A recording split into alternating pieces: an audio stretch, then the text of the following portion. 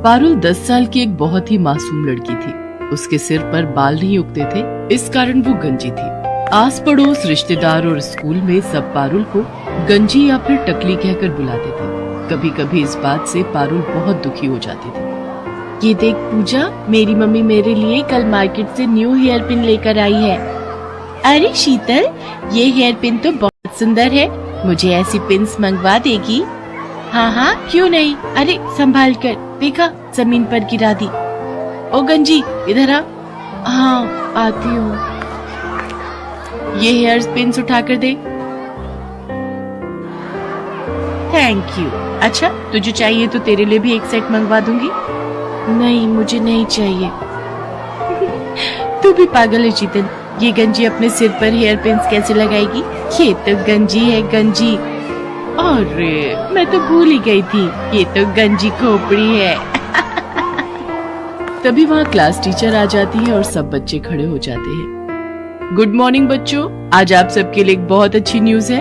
हमारे स्कूल में एक बहुत बड़े लेवल का फैशन शो होने जा रहा है, इसलिए आप सब भी उसकी तैयारी शुरू कर लें। वाव, फैशन शो, फिर तो मैं ही सबसे सुंदर दिखूंगी। यार शीतल, तू तो बहुत घमंडी है, हम भी तो सुंदर लग सकते हैं। तू अपने बारे में क्यों सोचती है? ये बात तेरी अच्छी नहीं है। अरे नहीं नहीं, मेरा वो मतलब नहीं था, तुम सब भी सुंदर बन जाना। पर मैं एक रिच फैमिली से बिलोंग करती हूँ, तो मेरे मॉम डैड तो मेरे लिए महंगी ड्रेस खरीद ही देंगे। तेरे मम्मी पापा तो जॉब करते हैं ना, तो तेरे लिए इतनी महंगी ड्रेस नहीं खरीद पाएंगे।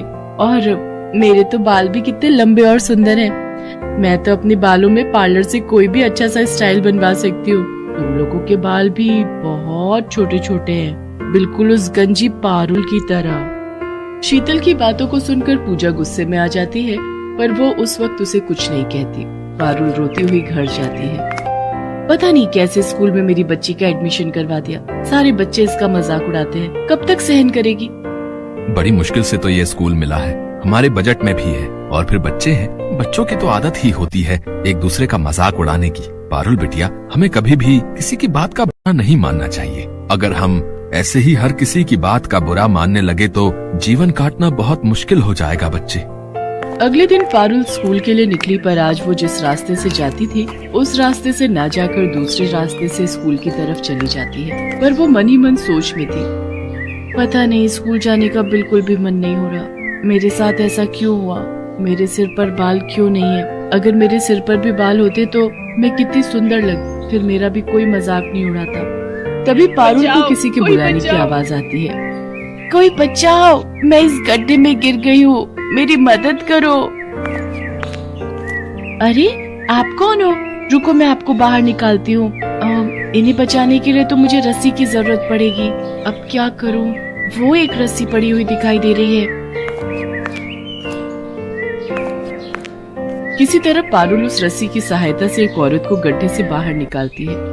तुम्हारा बहुत बहुत शुक्रिया बहादुर लड़की, तुमने मुझे गड्ढे से निकालकर मेरी जान बचाई।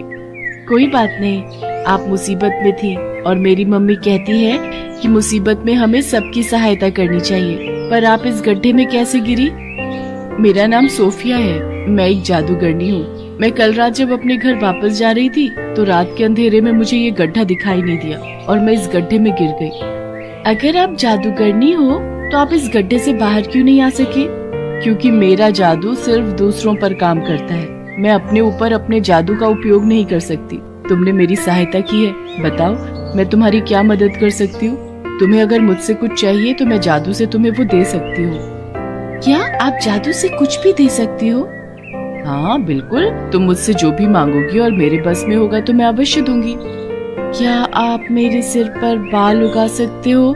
सब मुझे गंजी कहकर बहुत चिढ़ाते हैं। मेरे स्कूल में फैशन शो होने वाला है। बस इतनी सी बात, अभी लो। जादूगरनी छड़ी घुमाए, सिर पर लंबे बाल आ जाए। और देखते ही देखते पारुल के सिर पर लंबे और सुंदर बाल आ जाते हैं। अब वो गंजी नहीं थी। पारुल, तुम्हारे सिर पर असली बाल है, ये बात किसी को मत बताना। जब समय आएगा तो सबको खुद पता चल जाएगा।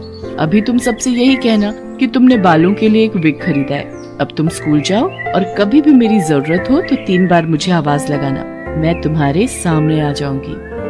थैंक यू जादूगरनी आंटी, आप बहुत अच्छी हो।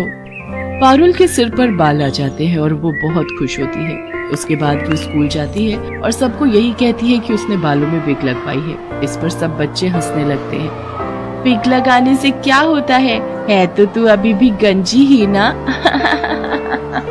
पारुल शीतल की बात का बुरा नहीं मानती। पारुल घर जाकर अपने मम्मी पापा को सारी सच्चाई बता देती है। कुछ दिन बाद फैशन शो था और वो बहुत सुंदर तैयार होकर फैशन शो के लिए स्कूल जाती है। शीतल ने भी महंगी ड्रेस और महंगा हेयर स्टाइल करवाया था। पूजा के मन में शीतल के लिए नफरत थी। पूजा उससे अपने अपमान का बदला लेना चाहती थी। शीतल बहुत घमंड करती है ना अपने बालों पर। आज मैं उसके बालों में ये गोंद चिपकाकर उसके सारे बाल खराब कर दूंगी ताकि वो फैशन शो में भाग ही न ले पाए। शीतल, तेरे बाल तो बहुत सुंदर लग रहे हैं, पर बालों में जो ऊपर पिन लगी हुई है ना, मैं उसको ठीक कर दूं? लग रहा है वो नीचे गिरने वाली है। कहाँ गिर रही है? जरा ठीक से लगा दे। पूजा जानबूझकर अपने हाथों में पकड़ी हुई गोंद की डिब्बी शीतल के बालों में गिरा देती है। ओह सॉरी शीतल, मेरे हाथ में तो गोंद की शीशी थी, तुम्हारे सारे बालों में गिर गई है। मुझसे गलती हो गई, मैंने ये जानबूझकर नहीं किया। पूजा, थोड़ी देर में फैशन शो स्टार्ट होने वाला है। तुमने मेरे सारे बाल खराब कर दिए। मेरे सारे बाल चिपक गए हैं। देखो मैं कितनी गंदी लग रही हूँ। अब मैं क्या करूँगी? शीतल रोने लगती है। सब बच्चे फैशन शो के लिए नीचे हॉल में पहुँच जाते हैं। शीतल क्लास में बिल्कुल अकेली बैठी थी। तभी पारुल वहाँ आ जाती है। उसे सारी बात पता चलती है। तुम चिंता मत करो, मैं अभी जादूगरनी आंटी को बुलाती हूँ, वो तुम्हारे बाल बिल्कुल ठीक कर देंगी। पारुल जादूगरनी को आवाज लगाती है और वो वहाँ आ जाती है। पारुल, शीतल ने तो हमेशा तुम्हारा मजाक उड़ाया है, फिर भी तुम इसकी मदद करना चाहती हो, पर इसके लिए एक शर्त है। अगर मैं शीतल के बाल ठीक करूंगी तो बदले में तुम्हें फिर से गंजा होना पड़ेगा। जादूगरनी आंटी, कोई बात नहीं, आप मुझे फिर से गंजा कर दो, पर मेरी दोस्त के बाल ठीक कर दो। शीतल पारुल की सारी बातें सुन रही थी। इसका मतलब पारुल के बाल असली हैं? इसने विग नहीं पहना? मैंने पारुल से कितनी नफरत की, उसका कितना मजाक उड़ाया, पर ये मेरे लिए फिर से गंजी होने को तैयार है। सचमुच मैं कितनी बुरी हूँ। पारुल कितनी अच्छी है। जादूगरनी आंटी, आप ऐसा कुछ मत करना। आप पारुल को फिर से गंजा मत करो। मैं फैशन शो में हिस्सा नहीं लूंगी। आप मेरे बाल ऐसे ही रहने दो। चिंता मत करो शीतल, मैं तो पारुल की परीक्षा ले रही थी। मैं ऐसा कुछ नहीं करूंगी। मैं तुम्हें सीख देना चाहती थी। कभी भी किसी से ईर्ष्या मत करना। ईर्ष्या करना बुरी बात है। पारुल, तुम सचमुच बहुत संस्कारी बच्ची हो। तुम्हारे माता पिता ने तुम्हें बहुत अच्छे संस्कार दिए हैं, इसलिए मैं तुम्हारे कहने पर शीतल के बाल ठीक कर देती हूँ। जादूगरनी शीतल के बाल ठीक कर देती है। मुझे माफ कर दो पारुल, मैंने हमेशा तुम्हारा मजाक उड़ाया। मेरी अपनी दोस्त पूजा मेरे साथ गलत कर गई। मैं सबको बताऊंगी कि तुम बहुत अच्छी हो। पारुल, अब मैं चलती हूँ। अब मैं कुछ समय के लिए यहाँ से दूर जा रही हूँ, इसलिए मेरा तुमसे मिलना नहीं हो पाएगा। मैं जब भी वापस आऊंगी तो तुमसे जरूर मिलूंगी। पारुल और शीतल दोनों मिलकर फैशन शो में हिस्सा लेती हैं। शीतल सबको पारुल के बारे में बताती है। शीतल ने पूजा से बात करना बंद कर दिया था, क्योंकि पूजा ने जानबूझकर बहुत बड़ी गलती की थी। उस दिन से पारुल और शीतल दोनों अच्छी दोस्त बन जाते हैं। पारुल ने हमेशा दूसरों की मदद की, और जो दूसरों की मदद करता है हमेशा उसके साथ अच्छा ही होता है।